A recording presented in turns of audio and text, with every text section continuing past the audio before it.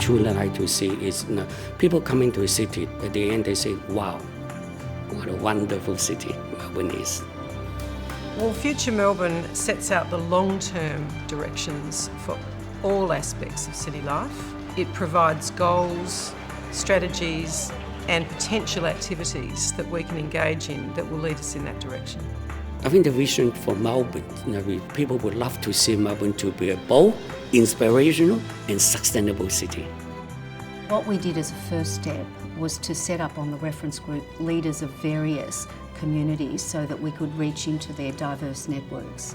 We tried to be as innovative as possible. We had public forums, face-to-face discussions, we had an art show, we had an online community, we had collaborative facilitated sessions. We really did as much outreach as possible. It was really terrific. We ran a project called Future Lab, which was a 2-day workshop that involved 70 Y-Gen people from across the city and also older mentors. It's really important to involve young people in the processes in Melbourne because the average age in Melbourne is 28 and a third of the population is students. So we're really keen to take ownership of the city ourselves and look at how we can advance it. We had engagement from over 15,000 people at the end of the day, and that includes the online community, which was absolutely superb. Which just goes to show you how engaged Melburnians are with their city and how passionate they are about what happens to their city. Melbourne is one of the fastest growing cities in Australia. The Future Melbourne plan is to ensure that we maintain our growth and sustain our livability. We have goals to make the City of Melbourne a prosperous city, an eco-friendly city, a livable city in terms of its people, a creative city, a knowledgeable city and a connected city.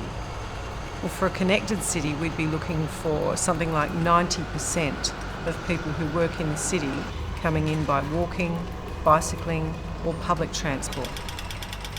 I think it's vital we take climate change and sustainability very seriously. I want to see Melbourne become a carbon neutral city and water self-sufficient. One of the targets is that per capita greenhouse emissions have decreased by 35% per resident. Some of the things that we would be looking at, for example, are ensuring that we're building sustainable green buildings and that we're retrofitting the buildings that we already have in our city to ensure that they're as green as they possibly can be as well. The challenges facing Melbourne with such a phenomenal growth is to ensure that the infrastructure are there and the facility are there. We would want to ensure that all new housing development has at least 20% of the development being affordable housing. The future for Melbourne is this seamless integration of Dockland back to the city centre. Therefore, the connection of Melbourne's hub to the waterfront is crucial to develop Melbourne into a truly international waterfront capital. I guess the way I see a bold, inspirational and sustainable city is that it's environmentally and socially and economically sustainable. We have been able to facilitate the engagement of tens of thousands of Melburnians to have an input into this very bold, inspirational and passionate plan. And I'm very happy to hand it over to the City of Melbourne.